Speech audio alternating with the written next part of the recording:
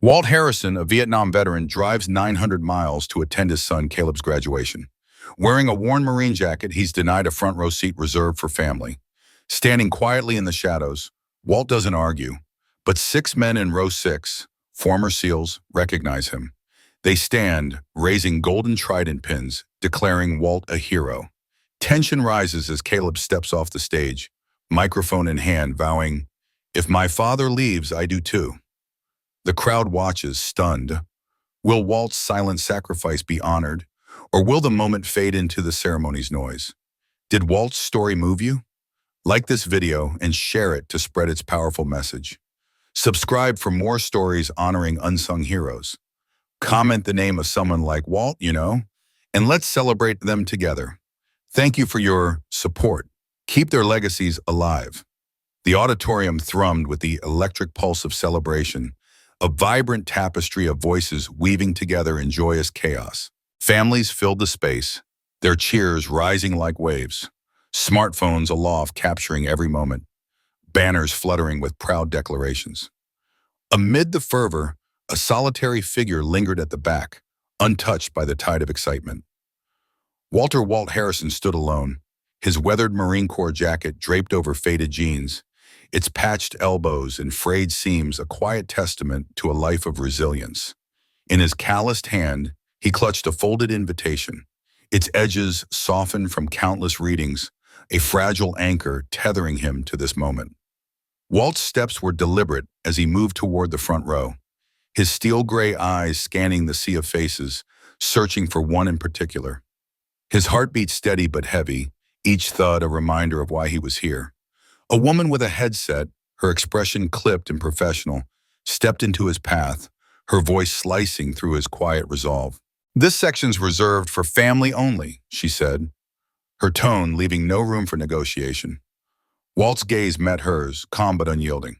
"I am family," he replied, his voice low, carrying the weight of truth. "My son's graduating." The words were simple, but they held a universe of pride and longing, emotions he rarely let surface. The woman didn't pause to check the list, her impatience flaring. "Step back or I'll call security." Two guards approached, their presence looming, but Walt didn't flinch. The crowd, absorbed in their own jubilation, remained oblivious to the quiet drama unfolding. Yet six men in the fifth row noticed. Their eyes, sharp and knowing, tracked the old Marine as he retreated to the shadows with a dignity that needed no words. He didn't argue or raise his voice. Men like Walt didn't need to shout to be heard. Their presence spoke louder than any protest. He stood there, a sentinel of quiet strength, his silence a challenge to anyone who might dare to stand with him. At 68, Walt carried the weight of years in his bones. His knees groaned with every step, stiff from decades of strain, and his hearing, half claimed by the echo of gunfire, muffled the world around him. The world had changed too quickly, its pace disorienting. But today, none of that mattered. He wasn't here for himself. Every mile he'd driven, over 900 in his rust-streaked Ford F-150, a truck held together by grit and memory, had been for his son, Caleb. That old truck was more than metal. It was a vessel of stories, of late-night drives and quiet moments when Walt had taught Caleb to change a tire or navigate by the stars. Now it had carried him to this moment, to witness his boy achieve what no Harrison had before. Walt was a Vietnam veteran, a former recon scout sniper whose service had been marked by courage and precision. Medals once gleamed in his name. Headlines had briefly hailed him, but those had faded, like the ink on his discharge papers tucked away in a drawer. What endured was the Marine Corps jacket, its fabric worn but unbroken, a shield against a world that sometimes forgot men like him. It wasn't about style, it was about identity. A reminder of a time when he'd stood for something greater than himself. That jacket had seen him through war, through loss, through the quiet years of civilian life, where he'd rebuilt himself with the same discipline he'd once aimed through a rifle's scope. Money was tight, always had been. Walt hadn't booked a hotel, the thought hadn't even crossed his mind. Instead, he'd spent the night upright in his truck, parked just beyond the campus's edge. The handwritten invitation from Caleb resting safely in the glove box. Those words, "Dad, I want you in the front row," were etched into his soul, each letter a spark that warmed the cold corners of his heart. Walt wasn't a man who wore his emotions openly. His face, lined and stoic, rarely betrayed the storms within. But those words had nearly broken him, stirring a pride so deep it felt like pain. He hadn't seen Caleb in over a year, their connection sustained by Sunday phone calls.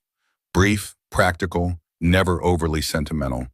Walt struggled with soft words, but he never missed a call, never failed to say in his gruff way, "I'm proud of you, son." Now, standing in the campus parking lot as dawn painted the sky in soft golds, Walt smoothed the wrinkles from his jeans, adjusted the collar of his jacket, and drew a steadying breath. He wasn't here for recognition or applause. He was no general, no orator. All he wanted was a seat near the front, a chance to see Caleb stride across that stage, diploma in hand. That moment would be enough to carry him through whatever years he had left. It had to be. Walt had arrived early, long before the auditorium doors swung open. Punctuality was woven into his being, especially for something like this. He parked in the back lot, his truck a humble contrast to the sleek SUVs and polished sedans filling the spaces around it. He checked the invitation one last time, its presence in his jacket pocket a quiet reassurance, and walked toward the auditorium with a measured gait. The campus buzzed with life, staff darting about, families gathering in clusters, their laughter and chatter filling the air.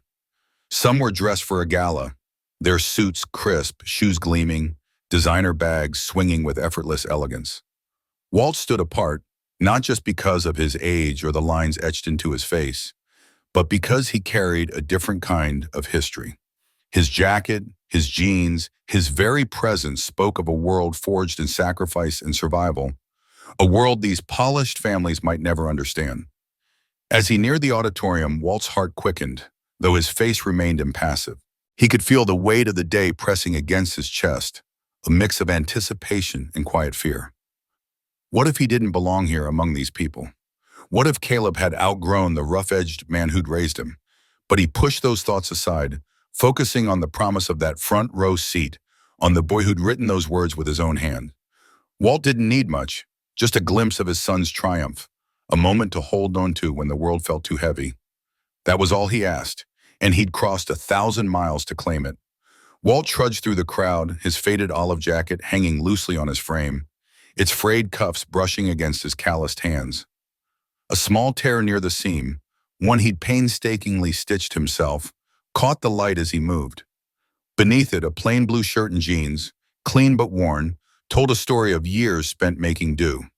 His military-issue boots, scuffed and softened at the heels, carried him forward with a quiet determination. Each step echoed a life of resilience, though no one around him seemed to notice. The auditorium buzzed with anticipation. Parents in pressed suits and floral corsages, their voices bright with pride, their iPhones ready to capture the moment. Walt's destination was clear. The roped-off section of chairs marked for the families of honor students. That's where Caleb, his son, had told him to sit, his voice firm with insistence over the phone the night before. "Up front, Dad, you belong there." Walt moved down the side aisle, clutching the folded invitation in his hand, its edges softened from being carried in his pocket all morning. His heart thudded, not from nerves but from a quiet hope that today might feel different, a day when his presence would be enough. As he neared the reserved section, a young woman in a sleek black dress and headset stood guard by a velvet rope, a clipboard clutched in her manicured hand. Her eyes flicked over the crowd, scanning without truly seeing, her face a mask of practiced efficiency. Walt offered a small, respectful nod, holding up the invitation like a flag of truce. "My son asked me to sit up front," he said, his voice steady but soft, carrying the weight of a man who'd learned to speak only when necessary. She barely glanced at the note. Her eyes darted to his jacket, the patched tear, the faded fabric, then up to his weathered face, lines etched deep from years of sun, sweat, and silence. "This section is for immediate family of graduates with honors," she said, her tone flat, mechanical, as if reading from a script. "You'll need to find a seat in the back." Walt's chest tightened, not with anger, but with a familiar ache. "I am his family," he said, his voice steady but laced with a quiet plea. "I'm his father." He stood there, the invitation still extended, a fragile bridge between them. But her gaze didn't soften. "No badge, no pass," she said, her words clipped. "I'm sorry, sir. You'll have to step aside." He didn't argue. He never did. Walt just stood there for a moment, his eyes searching her face for a flicker of understanding, something to bridge the gap between his truth and her rules. The moment stretched, heavy with the weight of being unseen. She turned away, whispering something into her headset, her attention already elsewhere.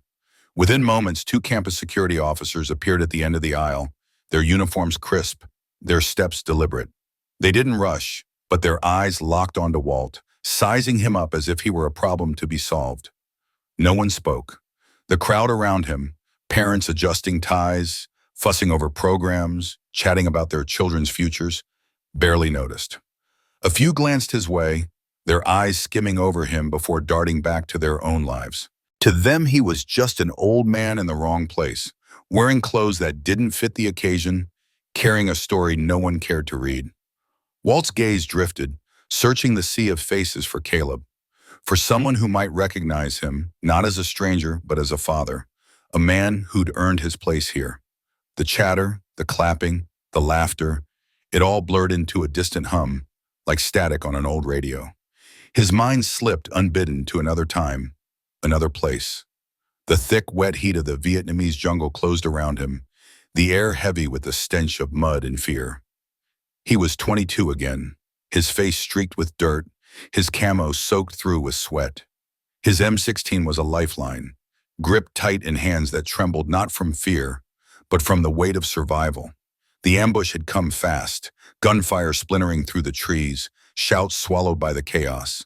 A Marine beside him, Simmons, went down, blood pooling beneath him, his legs useless. Walt didn't think, he didn't hesitate. He slung Simmons over his shoulder, the man's weight pulling at every muscle, and ran. Bullets whizzed past, branches clawed at his skin, but he wove through the brush, driven by something deeper than instinct. They'd made it out, barely. That day earned Walt the first of 3 Bronze Stars. The second came later when he led a counter-assault against a fortified position. His unit outnumbered, his heart pounding with the reckless courage of youth. The third was for something he never spoke of, a memory locked so deep it surfaced only in nightmares, flashes of blood and smoke he'd carried to his grave. 2 Purple Hearts sat in a drawer at home, their weight heavier than the shrapnel still lodged in his leg. The pain came and went, like the nightmares, unpredictable but familiar. If you asked Walt about it, he'd just shrug, his voice low. "I came home," he'd say. "That's what matters." But coming home hadn't been the end of the war. It had just changed its shape. There were no parades when he stepped off the bus, no banners welcoming him back. The world had moved on, indifferent. He'd gone from scout sniper to loading trucks on graveyard shifts at a warehouse, the hours blurring into a haze of exhaustion. Later, it was construction, swinging a hammer under a merciless sun, then years cleaning boilers in the school district, the heat and grime a quiet echo of the jungle. No one asked where he'd been, what he'd seen. Walt didn't offer. His generation carried pain like a backpack, silent, heavy, always there. The medals stayed hidden, the uniforms folded away, the memories tucked into corners of his mind where they couldn't hurt anyone but him. Standing in that auditorium, surrounded by proud parents and their polished lives, Walt felt the sting of being invisible. It wasn't the rejection that hurt. It was the ease of it. The way the woman's eyes slid over him, the way the crowd turned away, the way his patched jacket marked him as less. It cut deeper than any bullet ever had. For veterans like Walt, survival was a quiet war fought in moments like this, when the world looked at you and saw nothing but an old man in the wrong seat. The auditorium hummed with the restless energy of a graduation ceremony, a sea of proud families snapping photos, faculty adjusting their ceremonial robes, and ushers weaving through the crowd with practiced efficiency, guiding guests to their seats as if it were just another day. To most, it was a routine celebration of milestones, a blur of names and speeches. But for a small group seated in row 6, near the heart of the auditorium, this moment carried a weight far heavier than pomp and circumstance. These 6 men, dressed in unassuming dark suits with neatly trimmed hair and composed expressions, could have passed for corporate executives or retired government officials. Their understated appearance was deliberate. No bold insignias, no loud chatter, nothing to draw the eye. They weren't here for attention. Their focus was singular, fixed on the man standing quietly by the side wall, his presence like a faint ripple in a still pond, unnoticed by most but impossible to ignore for those who knew what to look for. They had spotted him the moment he entered. It wasn't just his worn marine jacket, its faded green fabric adorned with patches that told stories of a distant war. It was the way he moved, deliberate, measured, his eyes sweeping the room not with nervous energy, but with the calm, instinctive calculation of someone who had walked through fire and come out the other side.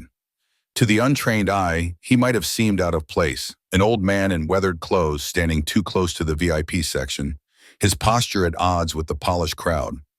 But to the men in row 6, he was unmistakable.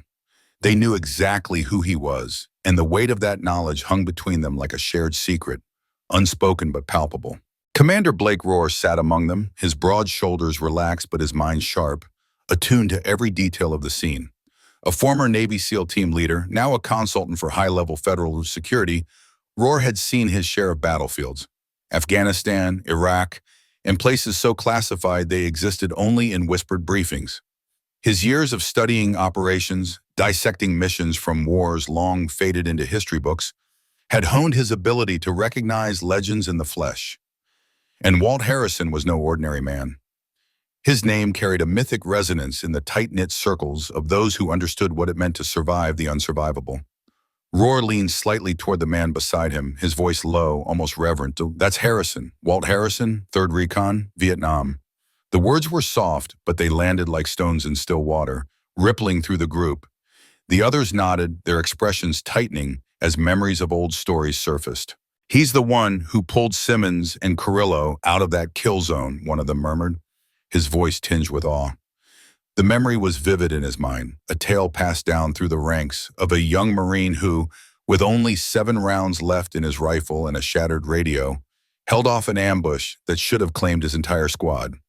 The man's hands tightened slightly on the armrest, his mind replaying the image of a lone figure standing against impossible odds, refusing to break. "Disappeared after 7, another added, his tone quieter, almost wistful. "No victory laps, no book deals, just gone." The words carried a mix of respect and curiosity, as if Walt's decision to vanish from the spotlight was as much a part of his legend as his actions in the jungle. They all turned their eyes back to him, watching as he stood motionless, clutching a folded piece of paper in his scarred hands. To the casual observer, he might have looked like an outsider, an old man who didn't belong among the polished suits and proud parents. But to these men, he was a warrior, a quiet giant who wore his past not in medals or boasts, but in the lines etched deep into his weathered face. Walt Harrison stood by the wall, his broad frame still strong despite the years, his eyes steady as they scanned the room. The note in his hand was more than paper. It was a tether to his son, a young man whose graduation this ceremony celebrated. Walt's fingers, thickened by years of hard labor and harder fights, gripped the letter with a tenderness that belied his rugged exterior. He could feel the eyes on him, not just from the men in row 6, but from others in the crowd, their glances fleeting but heavy with judgment. He was used to it, the whispers, the assumptions about the old man in the worn jacket, but he didn't care about their opinions.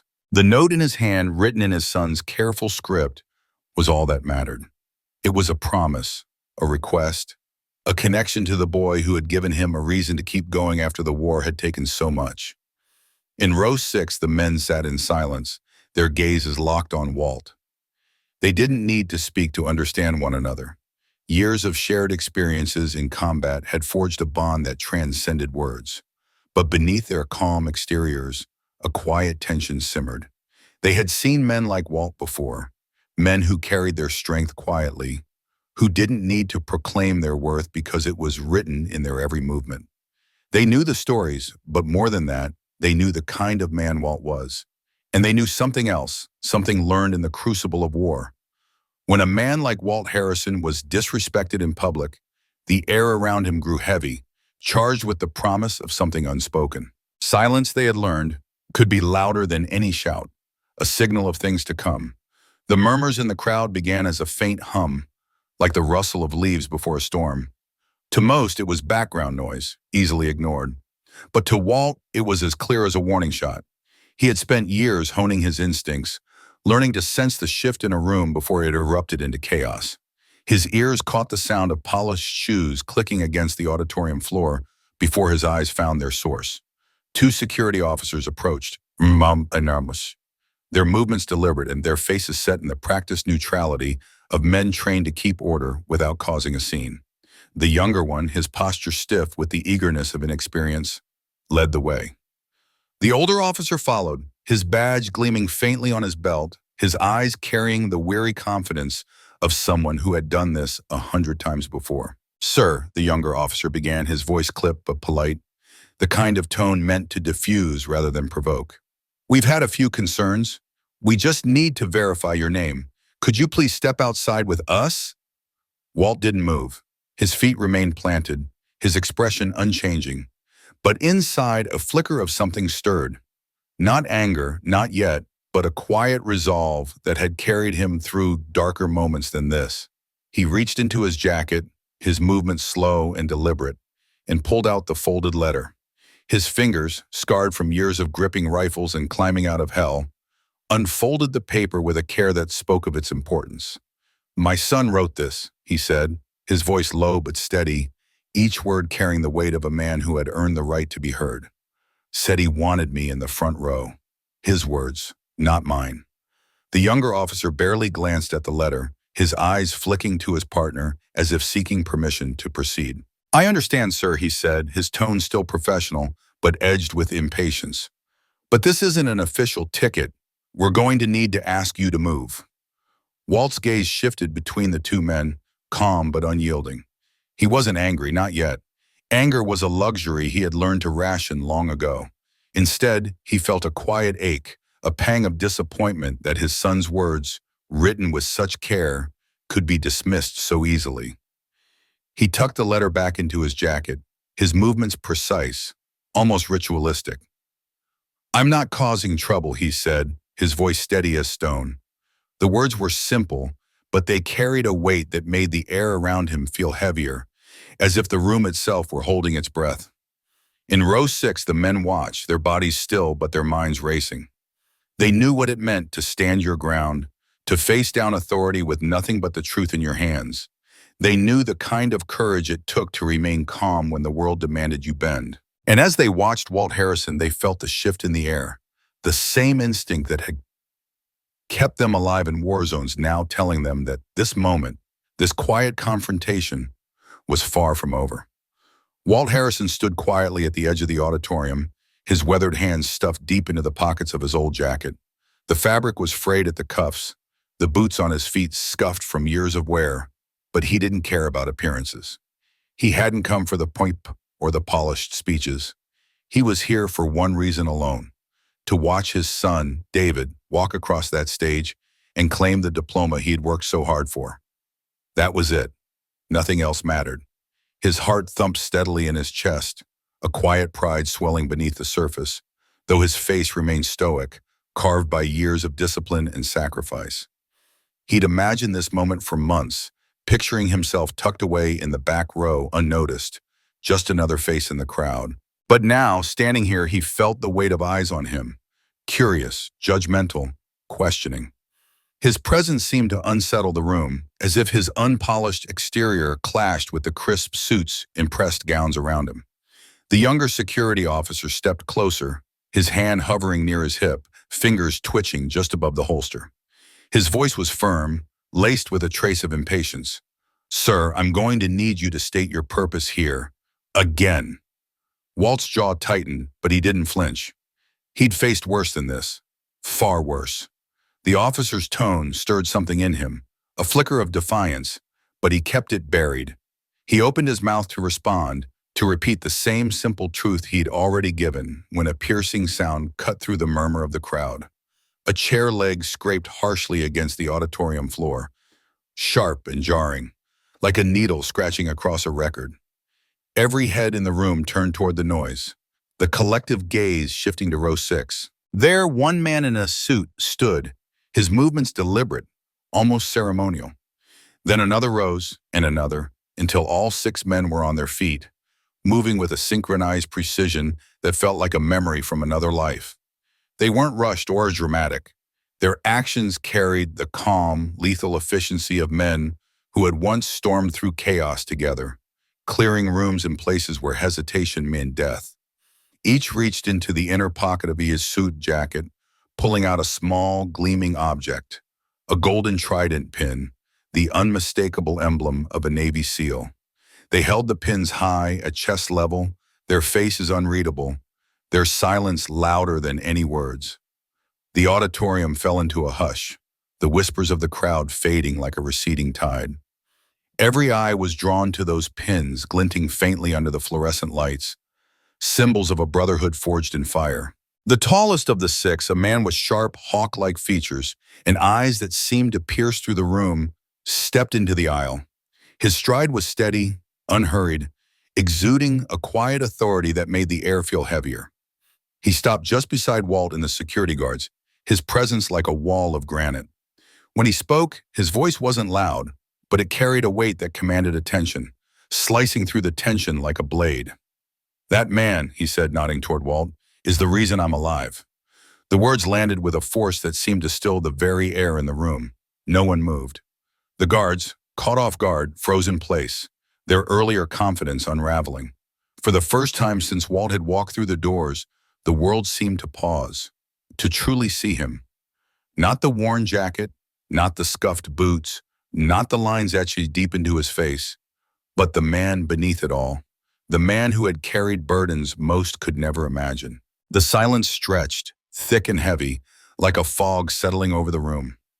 The 6 men stood like sentinels, their golden pins catching the light, their presence radiating a quiet, unshakable strength. They weren't threatening, but their unity felt absolute, as if an invisible barrier had formed around Walt, daring anyone to cross it. The younger security guard shifted his weight, his hand drifting away from his belt as uncertainty crept into his posture. His partner opened his mouth, perhaps to assert control, but no words came. The authority they'd clung to moments ago now felt fragile, like a house of cards in a storm. Up at the podium, the dean, mid-sentence in a speech dripping with rehearsed pride, faltered. His eyes darted to the scene unfolding below, his polished words stumbling over themselves. We are honored today by distinguished guests," he managed, squinting into the crowd as he tried to make sense of the moment. The script in his hands, once a shield of eloquence, now seemed flimsy, inadequate. Then another voice broke through, younger, clear, but edged with a raw emotion that made it tremble just slightly. "That man," it said, "is my father." The room turned as one,